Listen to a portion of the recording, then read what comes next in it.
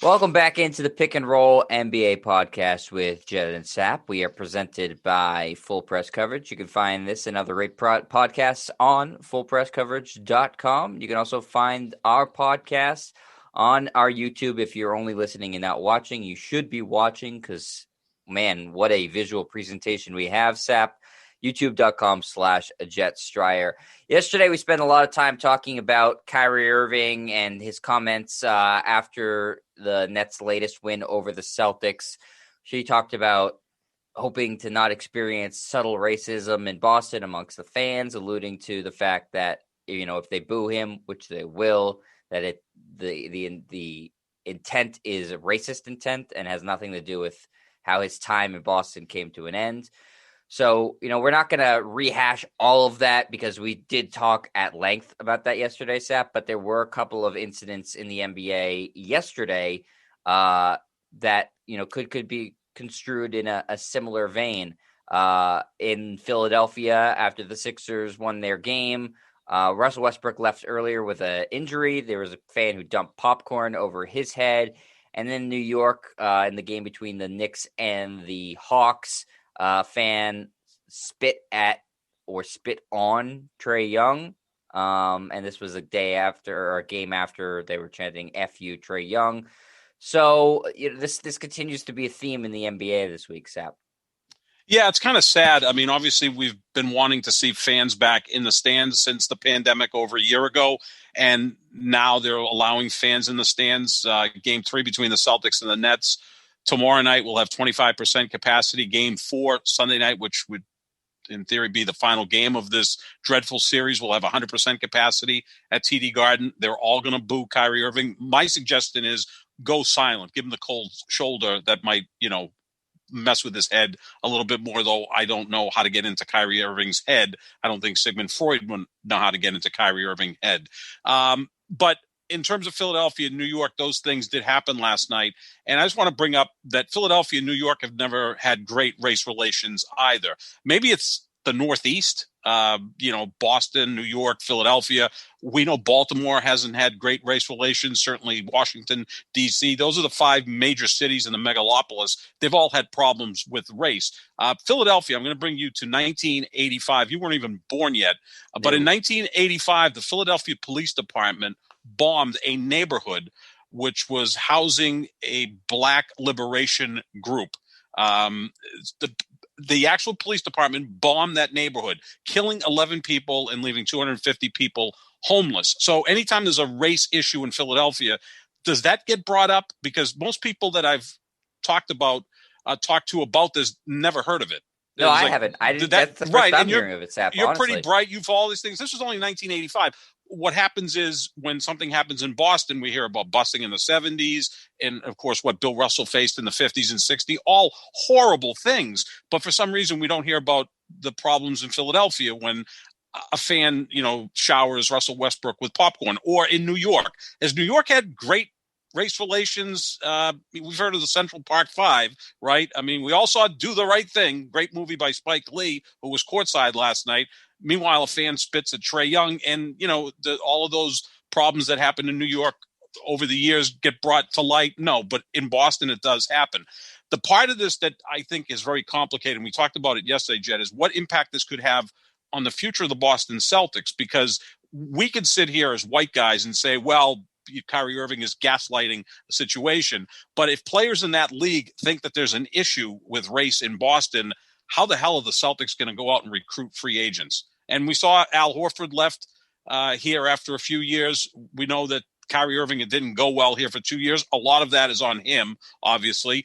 Kemba Walker seemed to fit in here, but really, I don't know how many teams were going after Kemba Walker. He got a huge contract with the Celtics. Not that that makes anything right or wrong when it comes to race relations, no matter how much money you're making. My point being, if those within the league think this is a problem, then is Boston quickly not a destination for any black superstars? At that point, this team's never going to contend again, and it's kind of a literal black eye against the organization, but more so the city. So that's one concern. The other concern, Jet, is Marcus Smart, who's your favorite Celtic, a year ago wrote in the Players Tribune about some racial problems that he's faced in Boston. He was coming out of a game once, and the fan gave him the finger and yelled out the N-word to him while she was wearing, a Celtic shirt.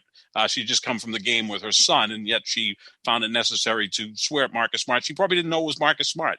I just thought it was a black guy driving, and that he's been pulled over and questioned why he's driving such a nice car. I mean, this is horrible stuff, but it isn't just germane to Boston. This happens in other places in the country. It just seems when it happens here, it does become more heightened because of our past. But my point being, other major cities have had issues.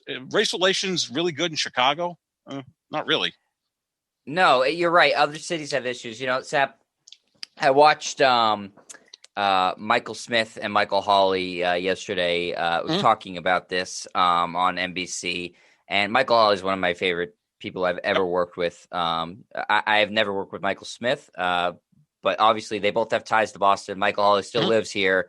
Michael Smith lived here for a long time. And so both being black men who lived in Massachusetts and in the Boston area, and Michael Hawley, again, still lives here.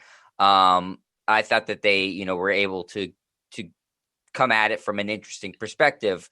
And essentially what they said or came to the conclusion on is that this is sort of what happens, is that Boston gets labeled as the most racist city in America, where there is no most racist city in America.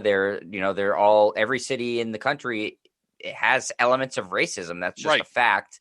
But people in Boston are, and I've fallen into this trap too, I can admit it, are very defensive about it. And so that sort of heightens people saying, they're not even, acknowledging that they're racist, because I think it's a vicious cycle, right? People in Boston are overly defensive about it and say, no, we're the least racist city in America. We're so not racist. Look at this city, that city, the other thing. And other people will go, okay. I think Michael Smith compared it to, the Boston to, your friend who says, I have tons of black friends and stuff like that. So people want to label Boston as racist, and then they go back to being defensive. It's a chicken or egg situation. And unfortunately, there's racist incidents in this city. There's racist incidents in other cities, but Boston, has caught this reputation and has not really been able to shed it because people here are so defensive about it. And again, this is something I've fallen into the trap too, where I think that, an intelligent person can look at it and say, Boston is no more or less racist than any other major city in the country. But the narrative now has become, every time that there's a racist event, it's going to be a bigger deal if it's in Boston versus if it's somewhere else, because the city is so defensive about it. It's hard to shake. And I don't know, talking about the future of the Celtics, and now that Marcus Smart's saying this sort of thing, and Kyrie Irving, I think it was, Marcus Smart is obviously, it's genuine. He has nothing to gain by saying this at all.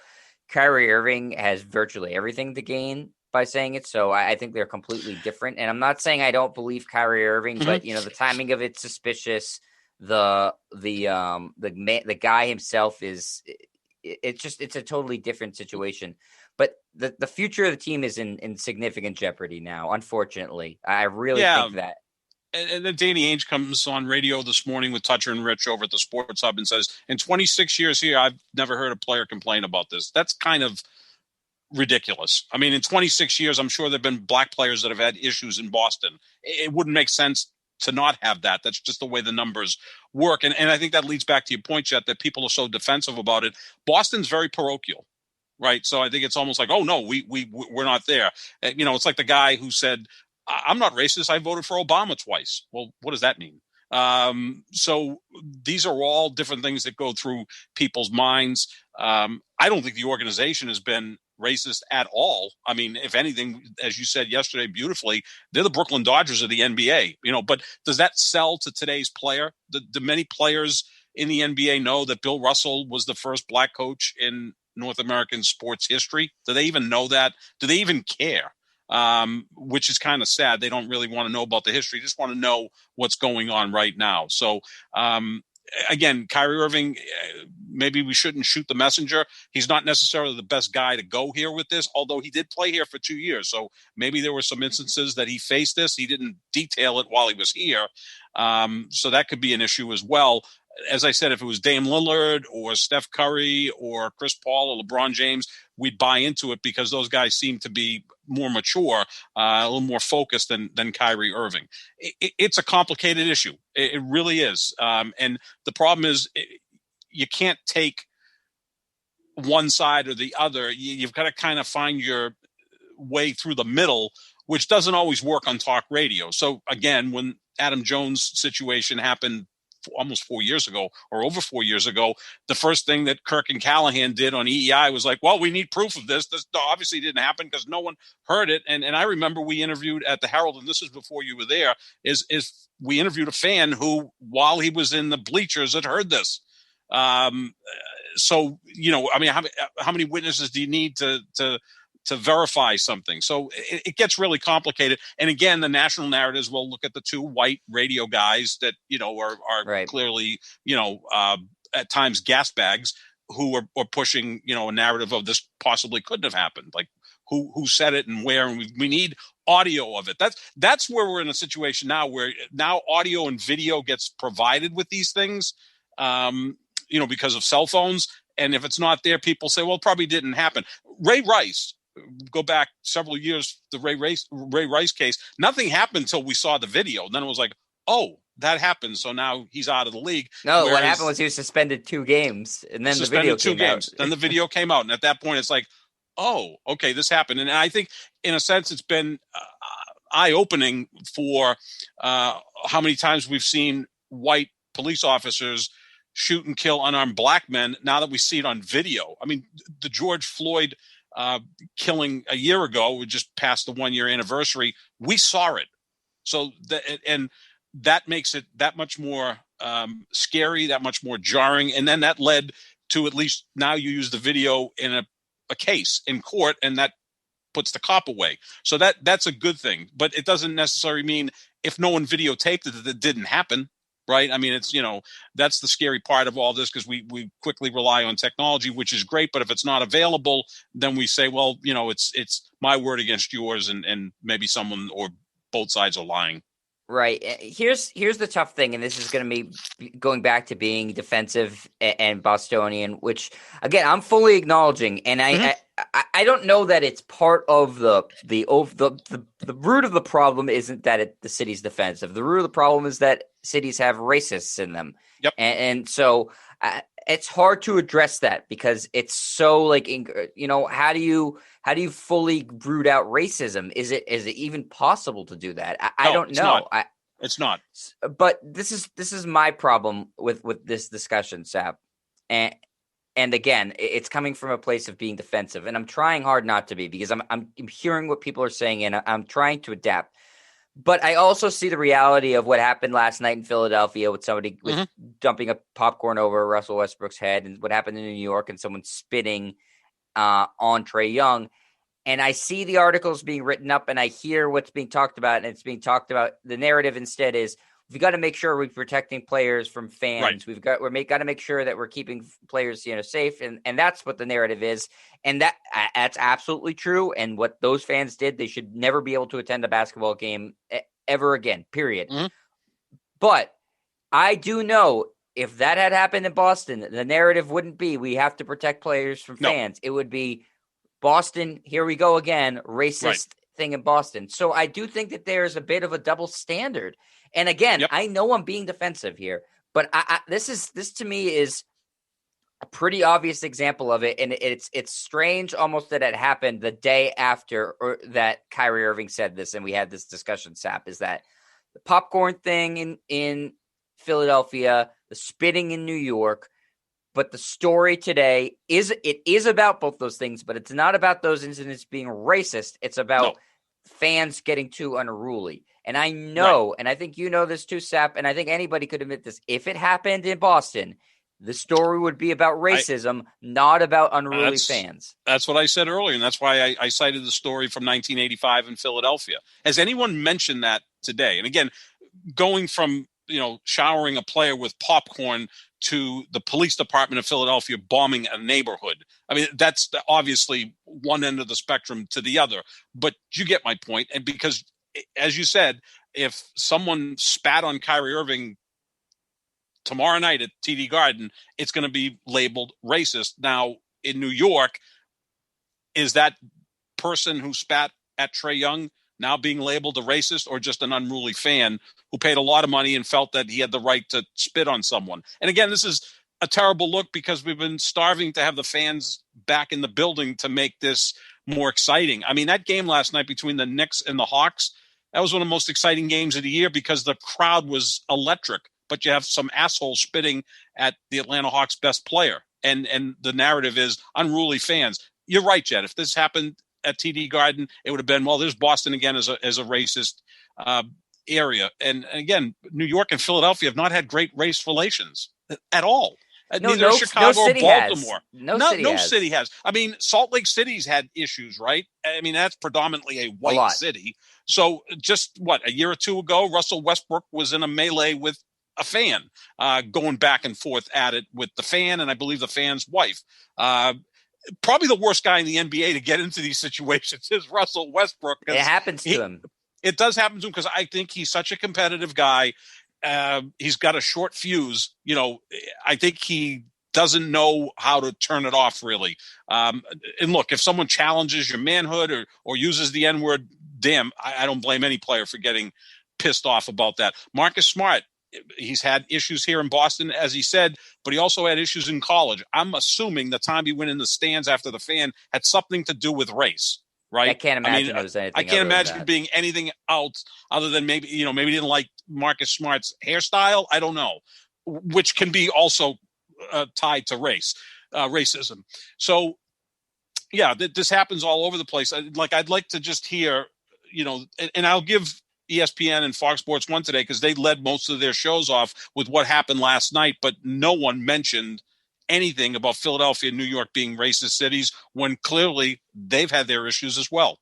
Right. So going off of what Michael Hawley and Michael Smith were saying, and I agree, Boston is very defensive about it to the point where it's like, okay, can you not even acknowledge that you have a racist history and that there are racist things happening in the city? I get that, but I would ask the other side too, who's labeling Boston as racist, to look at that story in Philadelphia and that story in New York and say, why are we not talking about it the same way we talk about things that happen in Boston in the same way, if the exact same event is? So overly defensive, but yes, 100%. Yes, guilty as charged. Yep.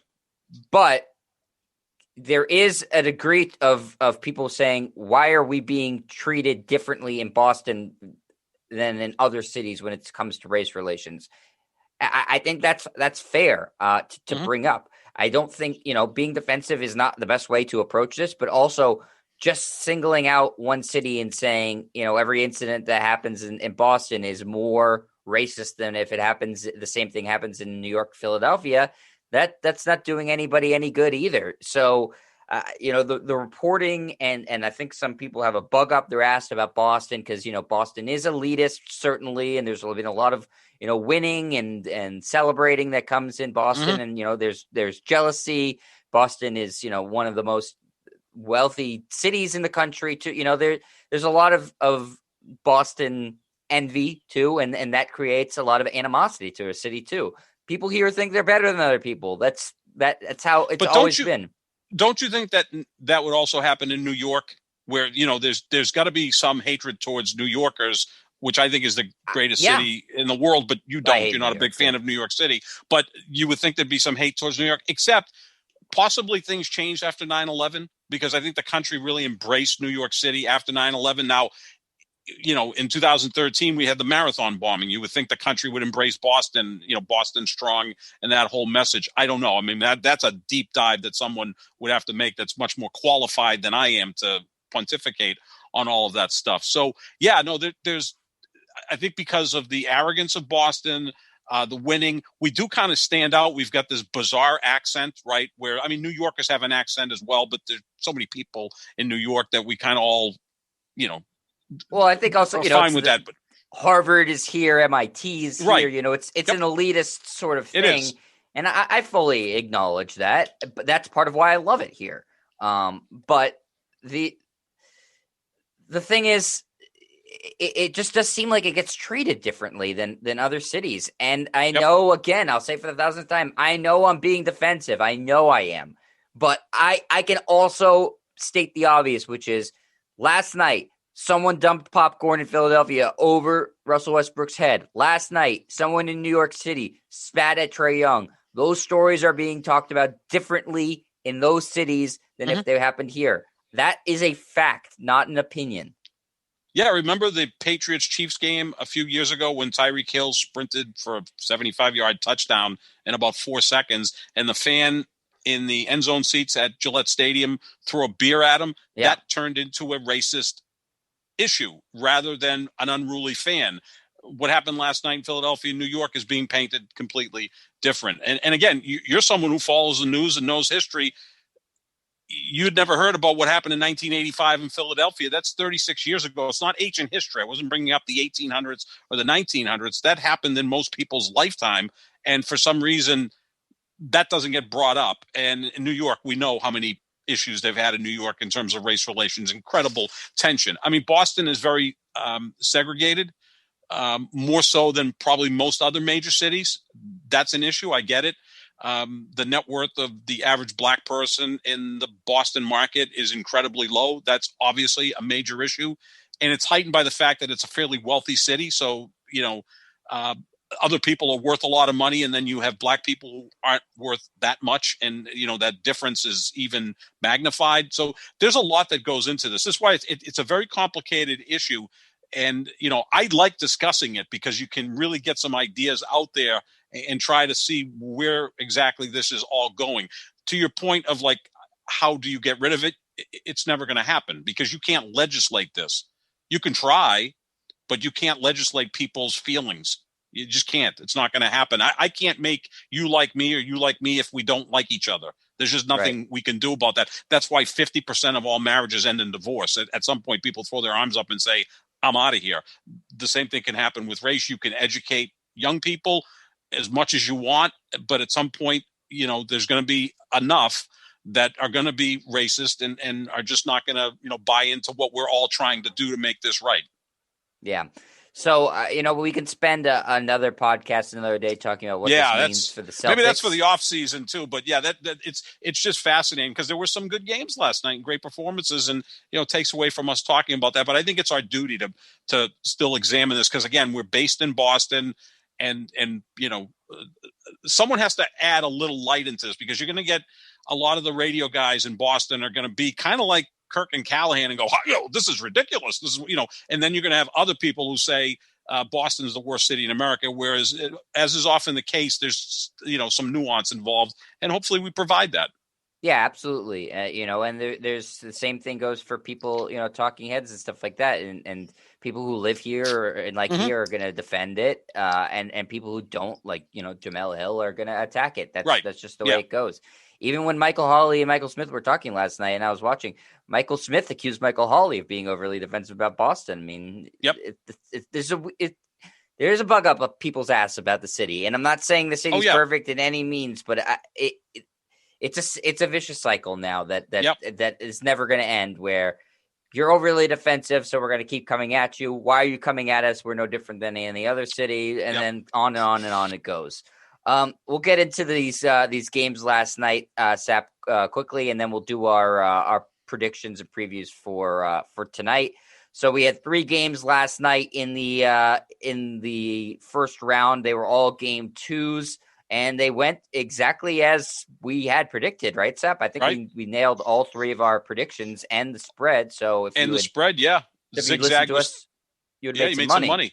Yeah, Zigzag Theory was 3-0 last night, is now 6-2 in the postseason. So it's probably going to go 0-3 tonight. But carry on. For sure. But you not only hit the spread for the Sixers game, you were correct in that they did in fact blow out the Wizards. They won 120-95. Your guy, not my guy, Ben Simmons, did actually score the basketball last night. He had 22 points to go along with 8 assists and 9 rebounds. Sixers, their starters didn't really have to do too much. No one played in their starting lineup. I'm looking at it right now. No one of their starters played over 30 minutes. They were just in control of this from the get-go. They have a cakewalk to the Eastern Conference Final. Their path is probably easier than any other team in basketball to at least make it to the Final Four. I think they win this series in 4, maybe 5.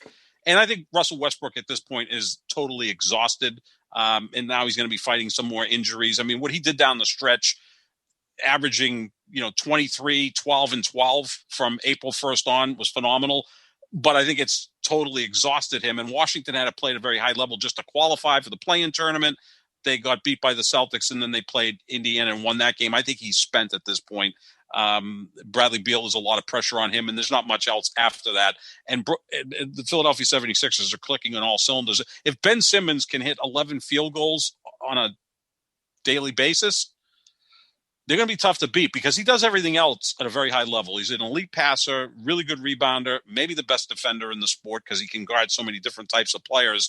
That will take some pressure off Joel Embiid, and they've got a cakewalk because after this, and they should win this series, like I said, in 4 or 5 games, they'll play the winner of the Knicks in Atlanta, which I think that series is going 6, maybe 7. And the thing about that series, don't you get the feeling that once that series is over, because it's already getting pretty tense between the two teams, that's going to be their championship. Like the Knicks, if they can get by 1 round, or the Hawks can get by 1 round, that's going to be their championship, and the reward for winning that series, the Philadelphia 76ers, who I think will just breeze into the conference final. So, yeah, no surprise that Philadelphia manhandled Washington last night. Yeah, so they did it with ease. They didn't have to expend much effort for their starters. Really, it was just Bradley Beal and nobody else on Washington. So now Philly is heading to D.C. up 2-0. It does look like that is going to end up being a sweep, but you never know when you do have somebody like Bradley Beal, and if Westbrook plays, they could always take a game. I think we both had it in 5. It's looking more and more like it could go 4. So that's what happened in Philadelphia last night. Obviously, the big story, wasn't the win. It was overshadowed by the fan dumping the popcorn over Russell Westbrook, as we just talked about. The other game that was going on at the same time as that one, Sap, you just mentioned, the Knicks even the series up now with the Hawks as they win 101-92. So now the series will shift to Atlanta with each team having a game. What's interesting about this game, Sap, is that we were expecting, okay, if the Knicks are going to win, Julius Randle's obviously going to play much better. He didn't play that much better. It was Derrick Rose. It was throwback Derrick Rose, MVP of the Chicago Bulls, and he was the guy who carried the Knicks to victory. Randle was pedestrian. Yeah, Derrick Rose set the clock and the calendar back 10 years, and his game has evolved. I mean, again, when he was in his prime, winning an MVP, the youngest MVP in league history, he was an explosive player. We always talk about these athletic point guards, Derrick Rose, John Wall, and Russell Westbrook. Those are the 3 guys that always come to mind. And there's also an emerging young point guard who I think is as athletic as them, who's going to be a superstar. We'll talk about him probably in our next game, right? Memphis against the Utah Jazz, John Morant being that great player. But Derrick Rose now is more of a facilitator as much as possible, making really nice passes, setting up his shooters, but also his outside shot's better than it was before. That was always kind of the weak part of his game. That's usually the weak part of the athletic point guard's game. They don't develop their outside shot because when they're young, they don't really have to. They just blow by people and elevate to the rim. But when you get to the NBA, it's not as easy. And then Derrick Rose is playing as hard as he can on defense. He's never been a great defensive player, but showing leadership. And I think the young players look at him and see that guy could have just hung up his sneakers years ago. He made plenty of money. He went through all sorts of injuries, and here he is at 33 playing at a damn high level. We know Tom Thibodeau and Derrick Rose have a great relationship, and it's kind of cool to see that. It really is. I've always liked Derrick Rose. I like the fact that he was drafted by his hometown team and seemed to really embrace that, and then the injury bug really curtailed his career, but here he is kind of getting a second life and playing really well for the Knicks. It was good to see. That was a fun game to watch with the fans just absolutely jacked outside of that one a-hole who decided he was going to get involved and spit at Trae Young. I think when he spat, it went right over 50 Cent, who was sitting in the front row. That's the report that I'm hearing, that 50 Cent was sitting in the front row because, in Madison Square Garden, Lord knows what those tickets were going for. So it's kind of like the Seinfeld, the magic. Where did it come from? How did he get so much velocity on the spit? The Magic Louis. Magic Loogie. So yeah, Rose finished with 26 points. Actually, led the team in minutes, which you never see a guy coming off the bench lead the team in minutes. Right. Randall again last night wasn't terrible, but just 15 points, 12 rebounds, 4 assists, 5 of 16 from the floor, 2 of 7 from 3. Has not been shooting the ball well. No. You'd expect everybody's kind of just waiting for him to have a big game, and it's surprising that the Knicks they were close. And they got a win without him playing a good game in those 2 games. Yeah, especially when I think Atlanta has the better squad, right? I mean, if you go talent for talent, Atlanta is more talented than the New York Knicks. They're both really well coached. They're both hot. They played outstanding basketball the second half of the year. 2 of the best records in the NBA from February on were the Knicks and the Atlanta Hawks. So I think when we went into the postseason, Jeff, we felt that this series and the Denver-Portland series were going to be the 2 most entertaining because those 4 teams are all really good, well coached, have star players, but they're flawed and they're not quite good enough to just blow out the opposition in a 7-game series. Whereas we know the Nets and the Bucks and the 76ers and the Lakers and what we thought the Clippers, those teams are more apt to, win in 4 or 5 games because they're talent was just better than the opposition. But this is going to be good. I think they split in Atlanta, and then it goes from there. And I think it goes 7 games, and I do think Atlanta will win in the end because, as is often the case in the NBA, the team with the best player wins the series. And although Julius Randle was voted the most improved player in the league this year, and I think he's going to be first or second team All-NBA, Trae Young is the best player on the floor. We saw that again last night. Yeah, he finished with 30 points and 7 assists last night, and very efficient shooting numbers too. Yep. So, yeah, it's a fun series, and I think we had it at 7. You had the Hawks, I had the Knicks. Mm-hmm. We'll see how that one plays out, and then the final game of yesterday, the Jazz now pull this series even at 1 game apiece as they pretty much blow out the final score doesn't look like a blowout, but the Jazz were in control of this the whole time. They score 141 points, which is incredible. And the Grizzlies just 129, which is still a lot of points. And so Utah wins with the return of Donovan Mitchell to the lineup. Utah has, by my count, 7 players in double figures. So a very efficient game for them. The story of the game, though, on the opposition was Ja Morant went bananas, and he had 47 points. He's sensational, isn't he? I mean, now we're going to visit the conversation of, back in the 2019 draft, should New Orleans have taken Ja Morant over Zion Williamson? I say no. I mean, because Zion, I think, is going to be the face of the league at some point. He's the cartoon character, superhero out on the basketball court, but we do worry about Zion's ability to stay healthy, where Ja Morant seems to be more durable, and he is a point guard, which is still impact winning. I think so far, impacting winning, right? And Ja is such a competitive guy. I like the fact that Ja wasn't heavily recruited coming out of high school and had to spend 2 years at Murray State, so that he plays with an edge. And his favorite player growing up, Russell Westbrook. And Russell Westbrook was not heavily recruited till later, and then he got to UCLA, and grew. He grew, literally grew. And even he wasn't the best player at UCLA in his graduating class. It was Kevin Love. Right. So those guys kind of come at it a chip on their shoulder. It was like Derrick Rose and John Wall were star recruits, first pick in the draft. And, Westbrook always has a chip on his shoulder. And I think Ja Morant plays with that as well. 47 points and almost the dunk of the year, which Rudy Gobert did block. But if Ja Morant ever executed that dunk, holy crap, a 6'3" guy dunking over a 7'3" guy. He's a special player. He really is. And he's got that moxie, that winning attitude that you really like. He's very competitive, which is a knock against the 2 biggest stars on the Boston Celtics, Jason Tatum and Jaylen Brown, who, again, were highly recruited coming out of high school, both the 3rd pick in the draft. Most people feel Tatum was the best player in his draft. Philadelphia screwed it up.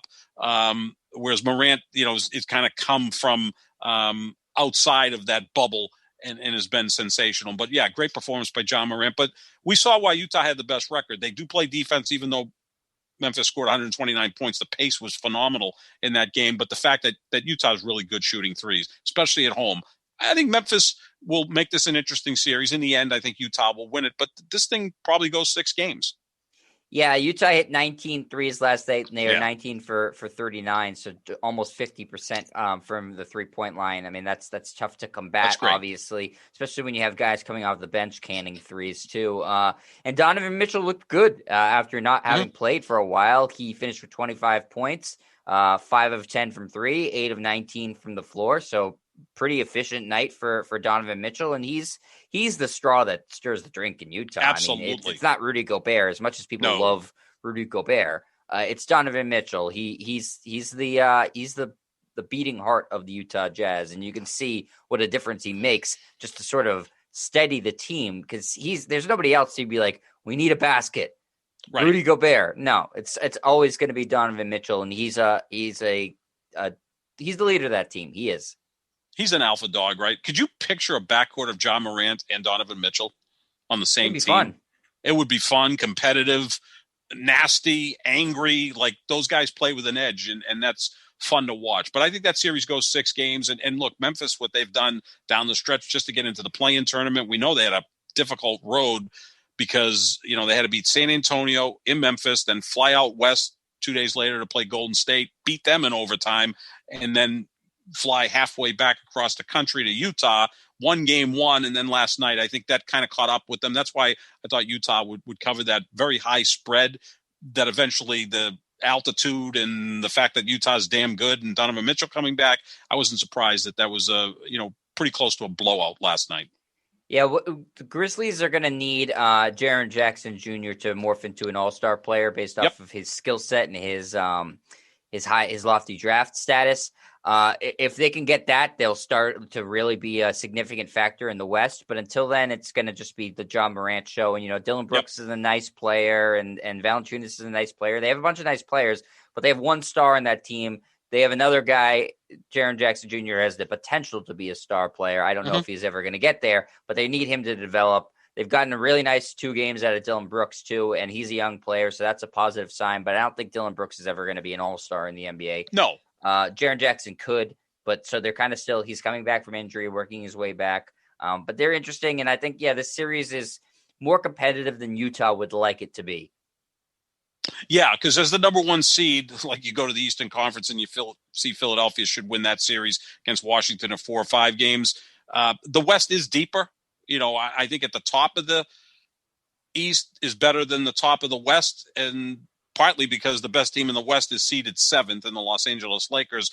But Memphis is damn good. Portland's, we know how good they are. And again, I think the Portland-Denver series is going to go 7 games. That's going to be the comp to what's going on with Atlanta, New York, and the Eastern Conference. So, Utah's reward for having the best record in the NBA was taking on Memphis, which was better than having the second best record in the NBA, which Phoenix accomplished, and their reward was to play the Lakers, which they must have woken up that day and watched the end of the Golden State Lakers game and said, oh, God, this isn't our year, perhaps. Yeah, and so with that, we'll move on to tonight's game, Sap. One of them does feature the Suns and the Lakers. We'll give you our picks, and we'll go against the spread as well. Starting tonight is going to be Game 3 in the Bucks Heat series. It now moves to Miami. The Bucks are up 2-0. They are favored by 1.5 points on the road. Sap, I would assume Miami. This is obviously a must-win because you can't go down 3-0. Where do you have this one at? I think Miami's going to win this game. There's still a team that is well coached, has that great culture, has Jimmy Butler and Bam Adebayo, who have not played well in the first 2 games in Milwaukee. If they can get up to their normal level, I think Miami will win this game. There are some teams, if they're down 2-0 and it appears they're just fighting too far uphill, that they'll give up. I don't see that in the Miami Heat. Celtics, there you go. Perfect. They seem to have put up the white flag before the Brooklyn series even started. I mean, even look at Miami last year. They were down 3-1 to the Lakers in the bubble. I think a lesser team would have said, you know what, we're not coming back from 3-1. Let's just mail it in Game 5. Well, they beat the Lakers in Game 5, forced it to Game 6, and then got obliterated, which was no surprise. But they've got that type of mentality. So I think that Miami's going to win the game tonight, and obviously getting 1.5 points is even a bonus. Yeah, I'll take Miami as well. I thought this series was going to go 5 or 6. That it's hard to believe that Milwaukee would sweep them. because Miami still is good. I don't think they're as good as Milwaukee, but they're still a pretty damn good team. Mm-hmm. They know they need this game, so they're going to be playing really hard. It is in Miami, whatever advantage you want to give them for home court. I think their fans suck, but whatever. So yeah, I'll take Miami, and yeah, like you said, that's just a bonus that you're getting the points there too. So look to that for that series to move to 2-1, still Milwaukee's advantage. But then it would be a very, very big game 4 if Miami looking to tie it up there. That would scare the hell out of Milwaukee. I think Milwaukee's fully invested in trying to get the split in Miami there. Yeah, they don't want to have happen what happened 2 years ago in the Eastern Conference Finals when they won their first 2 games at home against Toronto, then went up to Toronto with a chance to take a commanding 3-0 lead, and then lost in overtime, and then got swept from that point forward. Toronto won games 3, 4, 5, and 6 on their way to getting to the finals and beating Golden State. So I think Milwaukee is better than they've been the last 2 years. That their record doesn't indicate that, but they have Drew Holiday, who we're both very high on, and I think he's been a difference for that team. He only scored 11 points the other night in that blowout win, but that shows you that they have a deep team. Now, if Milwaukee goes out and hits threes the way they did in game 2, good luck. You're not going to beat that team because that really opens up the floor for Giannis. But I expect Miami to come up strong tonight. Now we have 2 games in the Western Conference to round out the evening, 2-game threes. The Suns head to LA to take on the Lakers. The Lakers are favored by 6.5 points. The Lakers have been favored in every game in this series, despite being the 7th seed. Sap, what do you got tonight? I think it's going to be close. I really do. The Lakers don't seem capable of blowing teams out. Again, they play great defense. Offensively, it's choppy. There's moments where they look really good. There's moments where they just look like they've never played together before. They're still trying to integrate Andre Drummond. I think sometimes he's in the way of Anthony Davis or in the way of LeBron going to the basket. LeBron hasn't been going to the basket as much. I don't know if he doesn't feel as healthy or he just wants to stay the hell away from the free throw line where he has struggled. But it comes down to, again, 3-point shooting. If KCP has a good night and maybe one other player, whether it's Kuzma or whoever, then the Lakers should be in good shape. I think the Lakers win, but it's going to be a close game. I would take Phoenix plus the 6.5, but I'm saying the Lakers win that game by 3 to 4 points. I'm going to take the Lakers too. I've been on Lakers in 5 in this series, so I'm not going to back off that until I'm literally forced to. 6.5 does seem like a big number, but it's in LA. I think Chris Paul is maybe like 40% of what he was in the regular season. I'm not sure what's going on with him exactly. I think they'll get a little bit of boost from going back to LA. I think that I'll take the Lakers with the points, actually. I think they'll win by more than 6.5. Should Phoenix just sit Chris Paul tonight? Now, I don't know how quickly he can recover from this injury, whether it's a contusion, a stinger. Sit him out tonight. So if you get blown out, you get blown out. Now you're down 2-1. You have to win 1 game in LA to get back home court advantage. And then you have him ready for Sunday because there's a gap between games 3 and 4. Tonight being Thursday, Sunday being game 4. Maybe you get him back closer to being healthy. Is that an option? Yeah, you know what? I'm not a doctor. I don't even have a family member who's a doctor. But if the team doctors in Phoenix are saying that if just a little bit more rest will get him closer to being 100%, then yeah, I think it's worth sitting him for a game. If it doesn't make a difference one way or the other, then it doesn't make a difference one way or the other. Yeah, I mean it's his shoulder, right? So he can't shoot really. You can't get your hand or your arm above your neck. So that's a problem, right? You can't really shoot. His ball handling has been spotty. This is one of the greatest ball handlers in the history of the sport, and he's losing the ball on a regular basis. So he's not really helping you out there other than the fact that he's a great leader. Well, that's all well and good, but if you're playing 4 and 5 on either end of the floor, that's not a good thing for the Phoenix Suns. So maybe you sit him out and have him ready for Sunday. Cam Payne, I thought, played a pretty good game the other night. He's not Chris Paul. I get that. Devin Booker's going to have to step up and have a monster game, and so is DeAndre Ayton. I think Anthony Davis, if he plays like he did in game 2, the Lakers will be just fine. I just don't see the Lakers blowing teams out. I think they potentially could get blown out in their losses and then win close games in their wins. I'm going to use an old reference for you, Jet. I know I went back to 1985 to talk about race relations in Philadelphia. 1960 World Series. That's a long time ago. Further back. I wasn't even born. I wasn't even around yet. That's how long ago it was. 61 years ago. The Yankees and the Pittsburgh Pirates met in the World Series.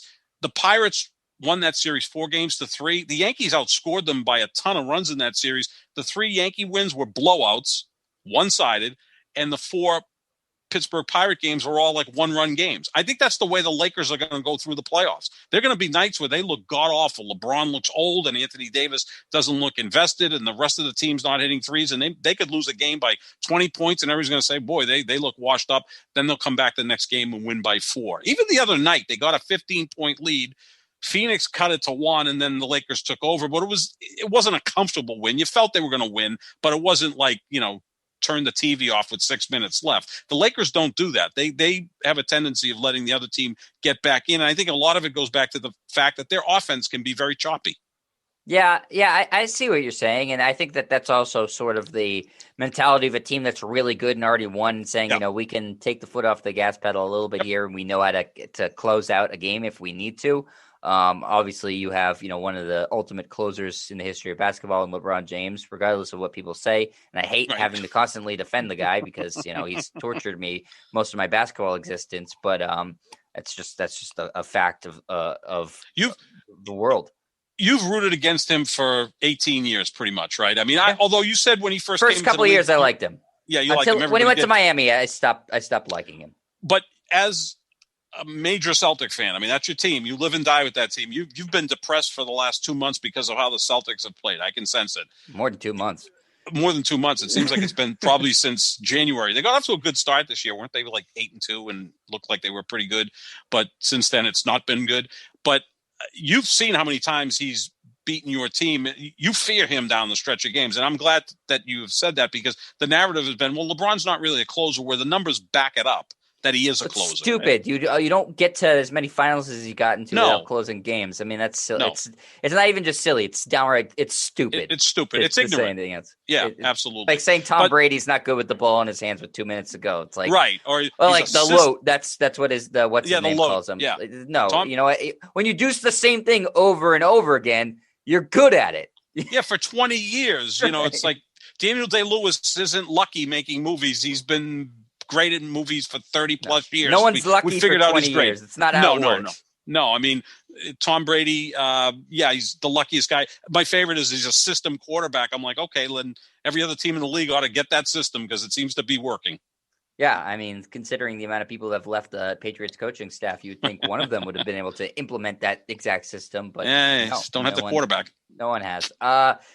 So last game, so we both have the Lakers. We just differ in the spread. I'm going to take the Lakers with the points. You're going to say it's going to be closer than the 6.5. Final game of the evening in the series that everybody in the entire world expects to go 7 games. Nuggets and Trailblazers. This series is now in Portland, tied 1 game apiece. The Blazers are favored by 4 points at home.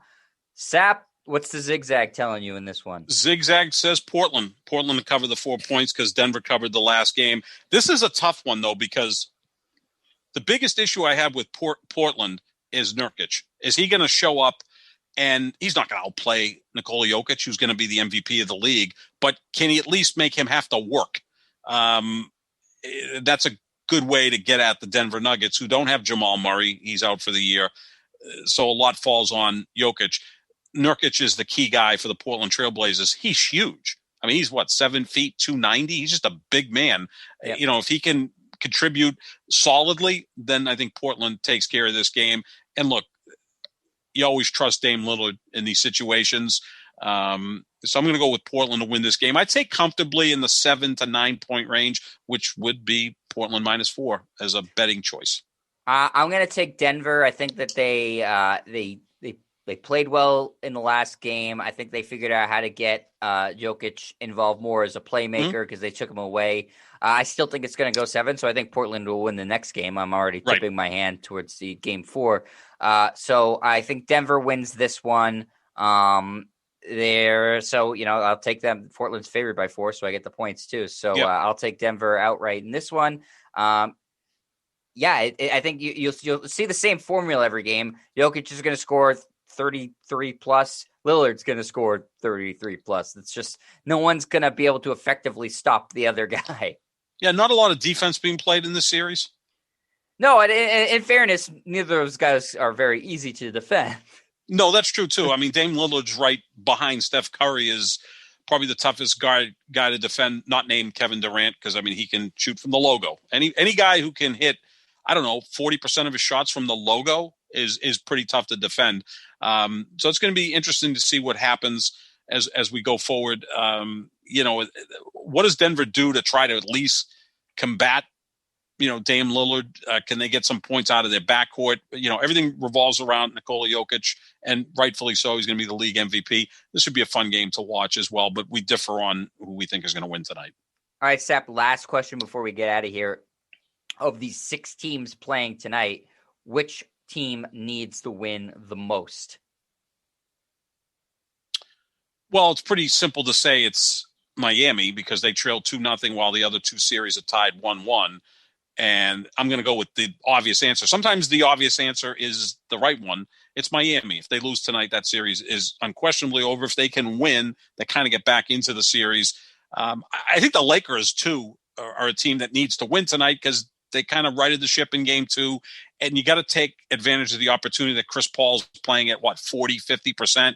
You're back on your home court, so you can really solidify the series. The Portland-Denver one, it feels like whoever wins tonight will lose the next game. So I'll go with Miami just on the basis that they're down 2-0. But this is a big game for the Lakers. You don't want to give any momentum back to Phoenix. And again, if Chris Paul gets healthier as the series goes on, now you're in some sort of situation where the series does go 6 or 7 games. Yeah, I wouldn't worry about Phoenix getting. Yeah, you're not worried about the Lakers. You've got them in the finals.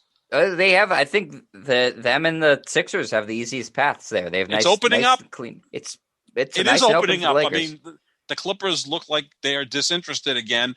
And again, the Lakers beat Phoenix. Then they're going to play the winner of Denver-Portland. I think they'll beat either of those teams in 5 or 6 games. And then Dallas or Utah in the conference finals? They're just better than them. I mean, they have a guy who has gone to the finals every year this decade when he's been playing in the playoffs. That's pretty impressive. It's like Tom Brady always is in the conference championship game, if not the Super Bowl. And tough to bet against those guys. They're all-time greats for a reason. Yep. All right, Sap, that's going to do it for us tonight. Hopefully the fans behave themselves at the games tonight, and there's no incidents because, with 2 yesterday, it was ugly. So I'm hoping that there's nothing to talk about in regards to that tomorrow, but we'll be back talking about those games that happened last night and previewing the ones that are going to happen on Friday. This is the Pick and Roll NBA podcast with Jet and Sap. Make sure you find us wherever podcasts are found. We're presented by Full Press Coverage. Check out our Twitters if you want an easy way to find the podcast at JohnSap25 or at Jet Stryer. Thanks for listening, everybody, and we'll talk to you tomorrow. See ya.